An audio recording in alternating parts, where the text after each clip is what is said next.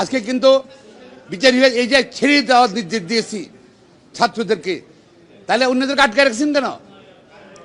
আটকে রাখছেন কেন অন্যদেরকে? আপনার লোকে তো হত্যা করেছে।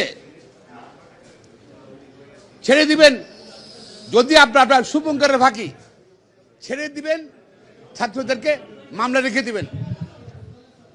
আমাদের ফৌজদারি কার্যবিধি 494 ধারা অনুযায়ী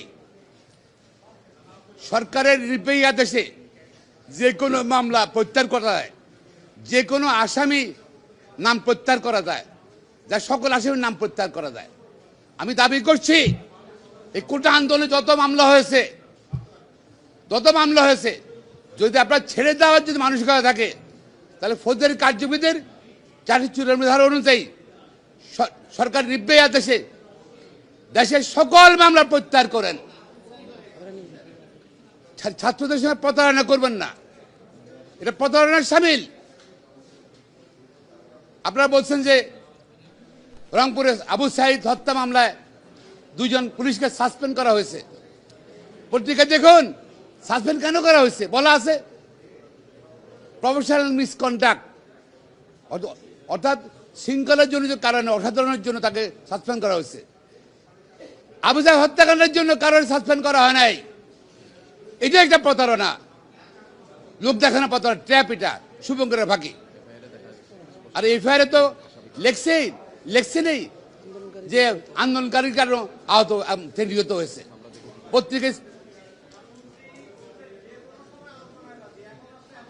আমি আলোচনার পরের কথা বলছি, যে প্রতারণাটা হচ্ছে ছাত্রদের সঙ্গে, যে রংপুরে 2 জন সাসপেন্ড করেছে।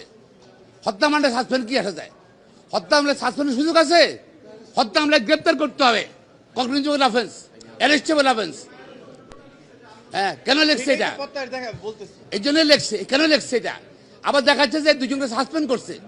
সে তো হত্যার জন্য সাসপেন্ড করে নাই, হত্যা মামলার জন্য সাসপেন্ড করে নাই। হত্যা মামলায় গ্রেপ্তার করতে হবে। আমি মনে করি যদি সত্যিকারের ন্যায় বিচার হয়, আজকে আপনার এই যে পত্রিকা আসছে 266 জন, 266 জনের অনেক পত্রিকা আসছে, তারা মৃত্যু হয়েছে। এটা পোস্টমর্টম রিপোর্ট বা বিভিন্ন জায়গা থেকে জানা মতে আরো অনেক বেশি হত্যা হয়েছে মানুষ মনে করে।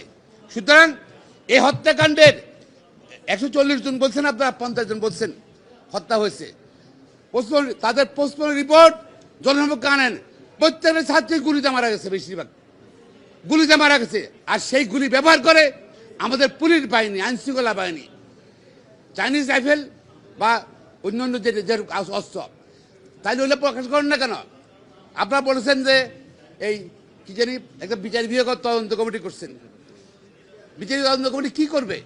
যেখানে কতজন হত্যা হয়েছে সরকার, সেটাই সরকার প্রকাশ করছে না। 140 জন বলতেছে। তো তার বিচারটা কি? তারা কি তদন্ত করবে? তারা সবাই শুভঙ্করের ফাঁকে আমি মনে করি।